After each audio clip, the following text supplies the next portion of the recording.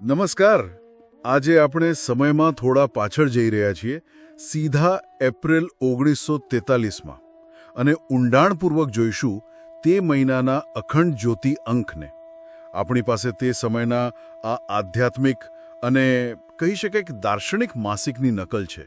આપણો હેતુ માત્ર ઉપરછેલી વાત કરવાનો નથી, પણ એ સમજવાનો છે કે લગભગ 80 વર્ષ પહેલાં એ યુદ્ધ અને સંઘર્ષના સમયમાં આ મેગેઝિન આંતરિક શક્તિ, આપણા કર્તવ્યો અને સુખાકારી વિશે શું કહેતું હતું. ચાલો સાથે મળીને આમાંથી કંઈક મૂલ્યવાન શોધીએ. બિલકુલ. અને એ સમયગાળા પણ કેવો હતો? બીજું વિશ્વયુદ્ધ ચાલી રહ્યું હતું, ભારતમાં સ્વતંત્રતા સંગ્રામ જોરમાં હતો. આવા સમયે લોકો માર્ગદર્શન ક્યાંથી મેળવતા હશે? અને આ પ્રકારના સામાયિકો શું દિશા આપતા હતા એ સમજવું ખરેખર રસપ્રદ રહેશે. અને હા, એ પણ જોવું રહ્યું કે એ વખતની વાતો આજે પણ એટલી જ લાગુ પડે છે કે કેમ. તો શરૂઆત કરીએ.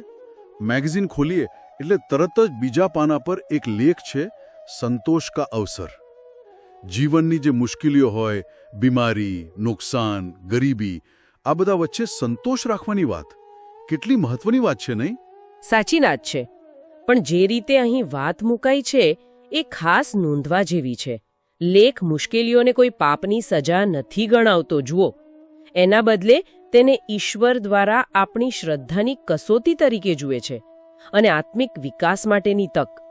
આ વિચાર જ આખો દૃષ્ટિકોણ બદલી નાખે છે. મતલબ કે અચ્છા, એટલે કે સુખ બહારની વસ્તુઓમાં નથી, પણ આપણી અંદરની સ્થિતિમાં છે, અને ઈશ્વરની યોજનામાં વિશ્વાસ રાખવાની વાત છે.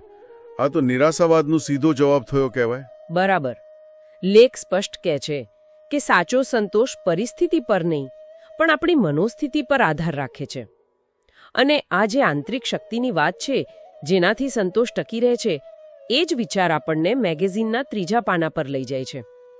ત્યાં એક લેખ છે, ધર્મ કા ઉદ્ધાર કેસે હોગા. તેમાં આત્મબળની વાત છે.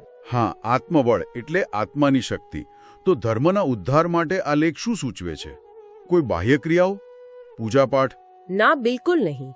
અહીં જ આ મેગેઝિનનો મુખ્ય સૂર પકડાય છે. જુઓ, લેખ દલીલ કરે છે કે ધર્મનો કે સમાજનો સાચો ઉદ્ધાર ફક્ત બાહુબળથી નથી થતો, એટલે કે રાજકીય સત્તા, સૈન્ય શક્તિ કે ભૌતિક તાકાતથી નહીં. ખરી જરૂર છે આત્મબળની, આંતરિક શક્તિની. એટલે શારીરિક કે રાજકીય તાકાત કરતાં નૈતિક અને આધ્યાત્મિક તાકાત પર વધારે ભાર. 1943ના સંદર્ભમાં આ વાત તો ઘણી મહત્વની ગણાય. ચોક્કસ. આત્મબળ એટલે શું? તો કે અહિંસા, સત્ય, સંયમ, ત્યાગ, ઉદારતા, ન્યાય, દયા જેવા ગુણો, એને કેળવવાની વાત છે. લેખક તે સમયના યુરોપિયન દેશોની ભૌતિક શક્તિની સરખામણી ભારતની આંતરિક પેલી આધ્યાત્મિક શક્તિની સંભાવના સાથે કરે છે, અને ઇતિહાસના ઉદાહરણો પણ આપે છે. બુદ્ધ, શંકરાચાર્ય, નાનક, દયાનંદ, આ બધા મહાપુરુષોએ શસ્ત્રોથી નહીં, પણ પોતાના આત્મબળથી જ સમાજમાં પરિવર્તન આણ્યું. જાણે લેખક કહેવા માંગતા હોય કે ભારતનો સાચો રસ્તો પશ્ચિમની નકલ કરવાનો નથી, પણ પોતાની અંદર રહેલી શક્તિને ઓળખવાનો છે, એને વિકસાવવાનો છે.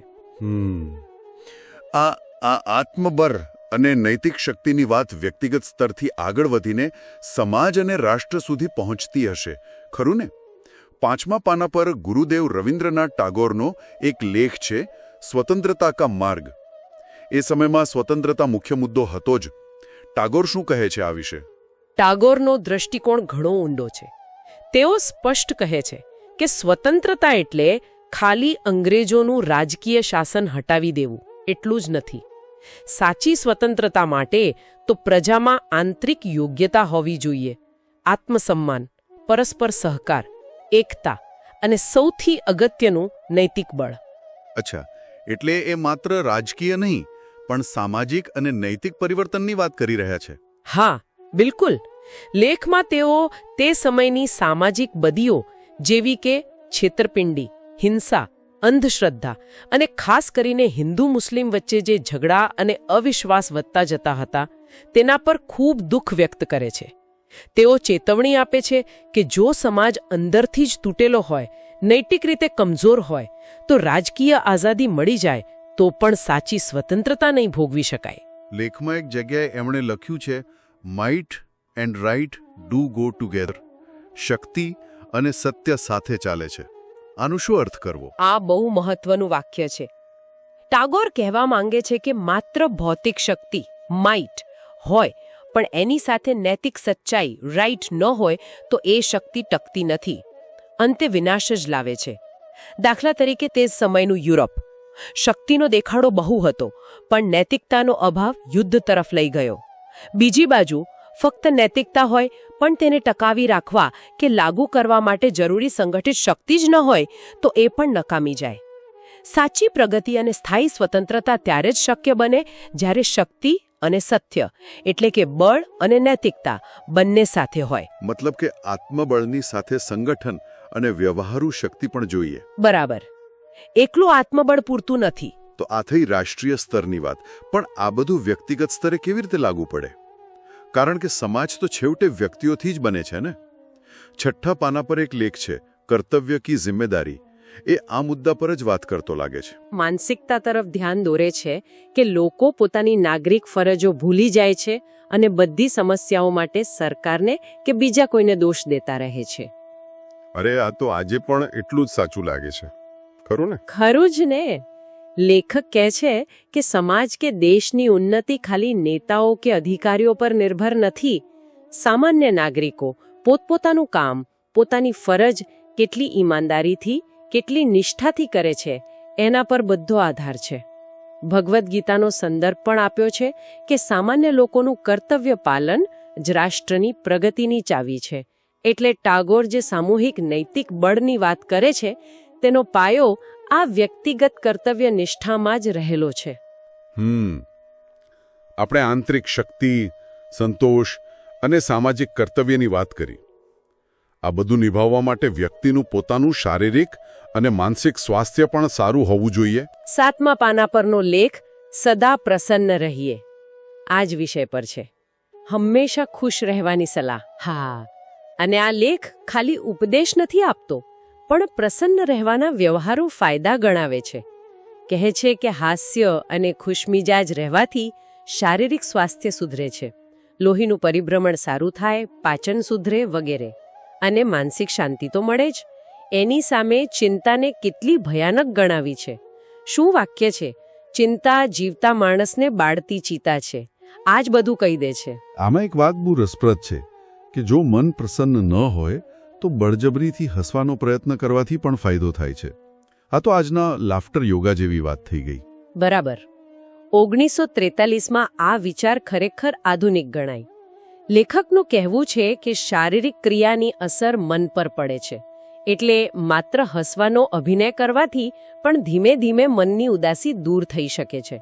અને ગાંધીજીનું ઉદાહરણ આપ્યું છે કે તેઓ કેવી રીતે એકદમ મુક્તપણે હસી શકતા હતા, જે એમની આંતરિક શક્તિ અને પ્રસન્નતાનું પ્રતીક હતું. શારીરિક સ્વાસ્થ્ય અને આચરણની વાત આગળ વધારીએ. 9મા પાને વીર્યનાશ સે આહિત અને 10મા પાને ધૂમ્રપાન વિરુદ્ધ ચેતવણીઓ છે. આ લેખો તે સમયની સામાજિક ચિંતાઓ અને માન્યતાઓ પણ દર્શાવે છે, નહીં? ચોક્કસ. વીર્ય રક્ષણ પરનો લેખ તે સમયના પરંપરાગત ભારતીય સ્વાસ્થ્ય વિચારોને રજૂ કરે છે. શારીરિક, માનસિક અને આધ્યાત્મિક શક્તિ જાળવવા માટે જીવન શક્તિના સંરક્ષણ પર ભાર મુકાયો છે. એવી માન્યતા હતી કે તેના વ્યયથી શરીર અને મન નબળા પડે, રોગ પ્રતિકારક શક્તિ ઘટે. જ્યારે ધૂમ્રપાન વિશેનો લેખ તેને ધીમું ઝેર કહે છે, સ્વાસ્થ્ય માટે અત્યંત હાનિકારક ગણાવે છે. અને એ પણ નોંધપાત્ર છે કે લેખક ભારતમાં, ખાસ કરીને યુવાનોમાં ધૂમ્રપાનનું ચલણ વધી રહ્યું છે એની ચિંતા વ્યક્ત કરે છે. અને પશ્ચિમી દેશોમાં તે સમયે ધૂમ્રપાન વિરોધી જે પ્રયાસો ચાલતા હતા એનો ઉલ્લેખ પણ કરે છે. હા, એ બતાવે છે કે આ સમસ્યા ત્યારે પણ ગંભીર ગણાતી હતી. અમેરિકા અને ઇંગ્લેન્ડમાં જાહેર સ્થળોએ ધૂમ્રપાન પર પ્રતિબંધ અને બીજા જાગૃતિ અભિયાનોની વાત છે. સંદેશ સ્પષ્ટ છે: શારીરિક અને નૈતિક સ્વાસ્થ્ય માટે સંયમ અને વ્યસન મુક્તિ જરૂરી છે. આ બધું પાછું પેલી વ્યક્તિગત શિસ્ત અને આત્મબળ સાથે જોડાય છે. બરાબર. શિસ્ત અને આચરણની વાત આવે એટલે મનની શુદ્ધતા અને સારા કર્મોનું મહત્વ પણ આવે જ. 12મા પાના પર મન મંદિર કો નિર્મલ બનાવ અને 13મા પાના પર ધર્મ આચરણ કા ફલ જેવી વાર્તાઓ છે. 11મા પાના પરની પેલી એસોબની નીતિકથા પણ માણસના સ્વભાવ અને આચરણ વિશે જ છે. આ બધાનો એકંદરે સાર શું નીકળે છે? મૂળભૂત રીતે આ બધા લેખો અને વાર્તાઓ એક જ વાત તરફ ઇશારો કરે છે: આંતરિક શુદ્ધતા. મન મંદિર લેખ કહે છે કે જેમ મંદિરમાં જતા પહેલા આપણે શુદ્ધ થઈએ, તેમ આપણા મનરૂપી મંદિરમાં પણ પ્રેમ, દયા, ક્ષમા જેવા સારા ગુણો હોવા જોઈએ, અને ક્રોધ, ઈર્ષા, દ્વેષ જેવા નકારાત્મક ભાવોને ત્યાં સ્થાન ન હોવું જોઈએ. સદાચાર એટલે કે સારા કાર્યો અને નૈતિક જીવન, એનું મહત્વ પણ એટલું જ છે. ધર્મ આચરણ કા ફલ વાર્તા એ સમજાવે છે કે સારા કર્મનું ફળ ક્યારેય નકામું જતું નથી, ભલે પરિણામ આવતા વાર લાગે. એટલે એમ કે બહારની દુનિયામાં સફળ થવા કે શાંતિ મેળવવા માટે પહેલા અંદરની દુનિયાને એટલે કે આપણા મનને શુદ્ધ અને સશક્ત બનાવવું પડે. બરાબર. નકારાત્મક વિચારો પર કાબૂ મેળવવો અને સકારાત્મક ગુણો વિકસાવવા એ જ સાચી શાંતિ અને પ્રગતિનો રસ્તો છે. અને આ આંતરિક ઘડતરમાં કોનો ફાળો સૌથી મહત્વનો?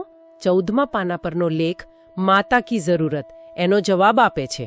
તે કહે છે કે બાળકના ચારિત્ર્ય નિર્માણમાં, એનામાં સંસ્કાર અને સદ્ગુણો રોપવામાં માતાની ભૂમિકા નિર્ણાયક છે. સમાજના નૈતિક ઉત્થાન માટે શિક્ષિત અને સંસ્કારી માતાઓ અનિવાર્ય છે. તો આપણે એપ્રિલ 1943ના આ અખંડ જ્યોતિ અંકની એક સફર પૂરી કરી. એમાં આપણે જોયું કે કેવી રીતે મુશ્કેલ સંજોગોમાં પણ આંતરિક શક્તિ અને સંતોષ કેળવી શકાય, કેવી રીતે વ્યક્તિગત કર્તવ્ય અને સામૂહિક સ્વતંત્રતા એકબીજા સાથે જોડાયેલા છે, અને શારીરિક, માનસિક તથા નૈતિક સુખાકારી માટે કેવા આચરણ પર ભાર મુકાયો હતો. હા, અને આ બધા લેખોમાંથી એક સળંગ દોરો પસાર થતો દેખાય છે. સાચી શક્તિ, પછી તે વ્યક્તિની હોય કે રાષ્ટ્રની, તે બહારથી નથી આવતી, તે અંદરથી જ આવે છે. તેને સભાન પ્રયત્નોથી, સારા આચરણથી અને પોતાની જવાબદારીઓ નિષ્ઠાપૂર્વક નિભાવીને કેળવવી પડે છે. પેલું આત્મબળ એ જ પાયો છે. આજના સમય માટે પણ આ વાત બહુ વિચારવા જેવી છે. બિલકુલ.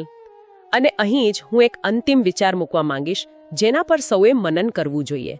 આજની દુનિયામાં પણ અનેક જટિલ પડકારો છે, સામાજિક, રાજકીય, પર્યાવરણીય, ઘણું બધું. આવા સંજોગોમાં શું 1943નું આ માર્ગદર્શન કે પરિવર્તનની શરૂઆત અંદરથી થવી જોઈએ, આત્મબળ કેળવવાથી થવી જોઈએ, એ આજે પણ એટલું જ પ્રસ્તુત અને વ્યવહારુ છે? શું આપણે બહારના ઉકેલો શોધવામાં એટલા બધા વ્યસ્ત થઈ ગયા છીએ કે આંતરિક પરિવર્તનના આ મૂળભૂત સિદ્ધાંતને ક્યાંક ભૂલી રહ્યા છીએ? આ એક પ્રશ્ન છે જેનો જવાબ આપણે દરેકે પોતાની અંદર શોધવાનો રહ્યો. શાંતિકુંજ વિડિયો ગુજરાતી યુટ્યુબ ચેનલને સબસ્ક્રાઇબ કરો તથા બાકીના વિડિયોઝનો લાભ લેવા માટે બેલ આઇકન જરૂર દબાવો. ધન્યવાદ.